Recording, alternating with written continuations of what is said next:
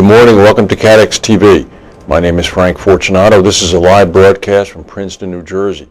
Today is Thursday, April 15th, 2010. It's 11:30 a.m. Eastern Daylight Time in the U.S. It's 4:30 p.m. in London, 12:30 p.m. in Bermuda, and Mexico City. It's 10:30 a.m. If you need to reach us during the broadcast, you can phone in toll-free at 1-866-67-CATEX. Overseas, our AOL instant mail address is CATEX-TV. We'll go right to our main news. The main news is the volcano in Iceland. Ash clouds from that monstrous volcano has now halted air traffic across Europe. Authorities have closed airspaces over Britain, Ireland, and many of the Nordic countries. Tens of thousands of passengers are stranded in one of the most disruptive events to hit air travel in years. It's not even clear when planes would be safe to fly again. One prediction from a scientist in Iceland said that the ejection of volcanic ash, which is disrupting air travel, could continue for weeks.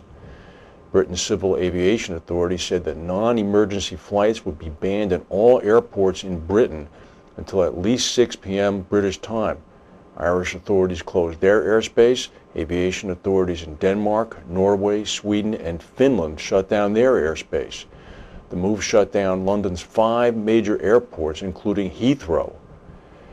In Iceland, hundreds of people have fled rising floodwaters since the volcano glacier erupted on Wednesday for the second time in less than a month. We mentioned this yesterday, with hot molten lava spewing out of the volcano coming down the ice shelf.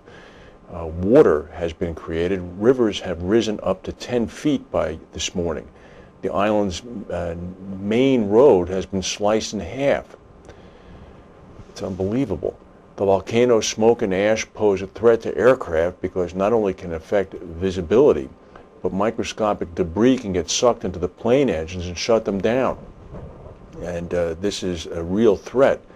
Particles as hard as a knife blade range in size from as small as 0.001 millimeters, about 1/25,000th of an inch, to about 2 millimeters, or about 1/12th of an inch.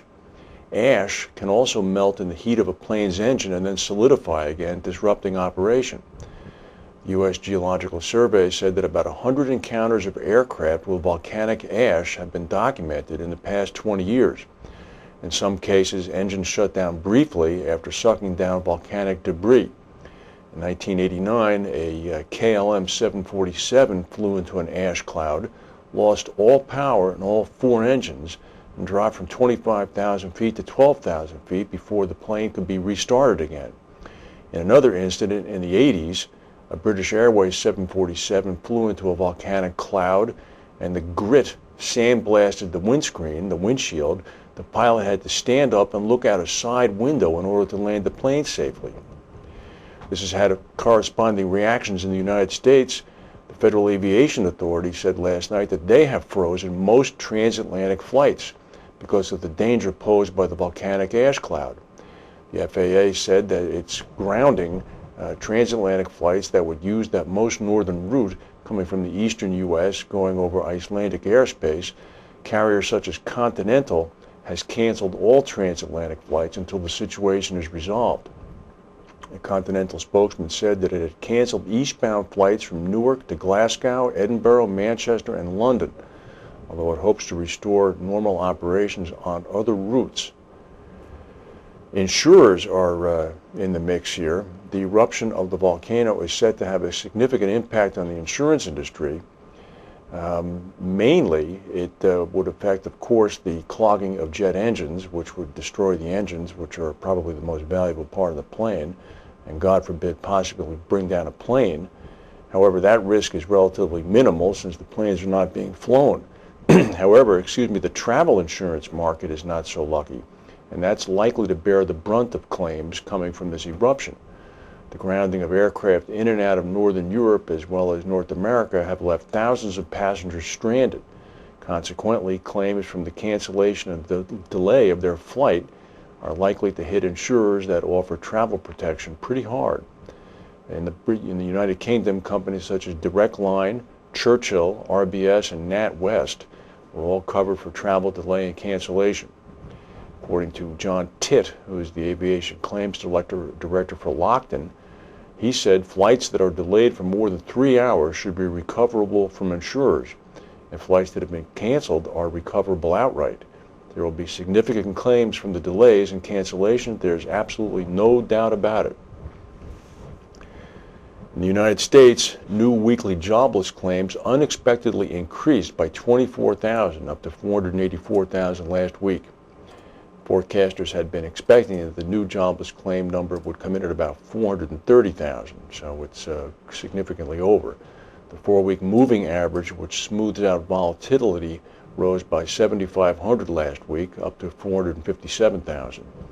Economists are suggesting that the spike in claims could be related to the Easter holiday. There's some other news. The Philadelphia Manufacturers Index is up, as well as the New York Manufacturers Index. One thing that's up is China. The economic growth in the country has surged to 11.9% in the first quarter. Analysts are hoping that this will give Beijing room to allow the yuan to rise. Analysts hope that Beijing will make that decision sometime this year, although President Hu Jintao has rejected U.S. pressure, saying that China will move at its own pace. Inflation has stayed low at 2.2%.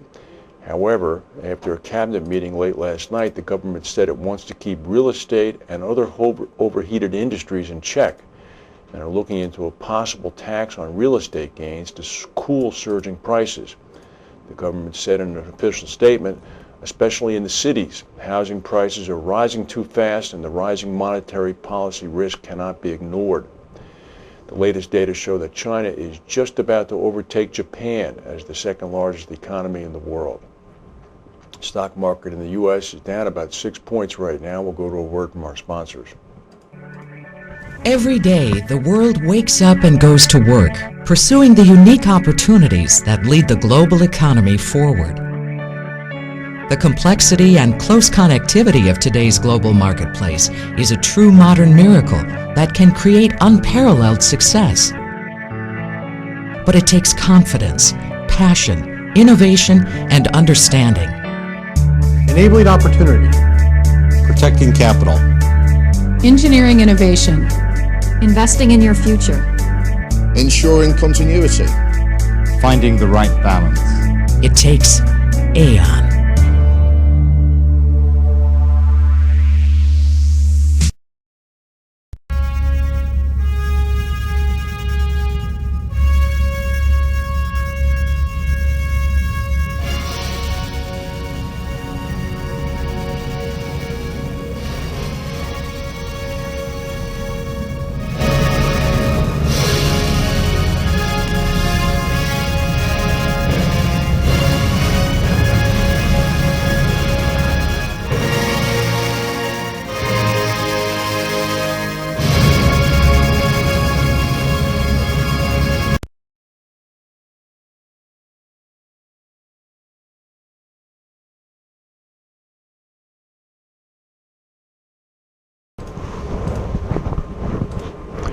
In China, rescue teams are fighting terrible conditions, gusty winds, altitude sickness, and freezing temperatures, trying to supply food and water and everything into the area of the earthquake that's left more than 600 people dead in the Tibetan area of western China.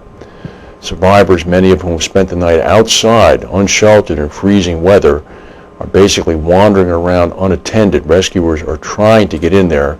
They have so far pulled about 900 survivors from underneath collapsed buildings, and they've also pulled out many bodies. Grim pictures are emerging from several collapsed schools that have found, unfortunately, all the students and teachers killed instantly, it seems, underneath the school buildings. Nearly 2,000 police and firefighters have arrived in Yushu County, which is the area that was most severely hit. Also, the representatives from China Earthquake Administration's rescue teams have shown up with sniffer dogs, medicines, and food. Additionally, the influx of rescuers are having unintended effects. This is a very remote area, and simply their sheer presence is causing terrible infrastructure problems.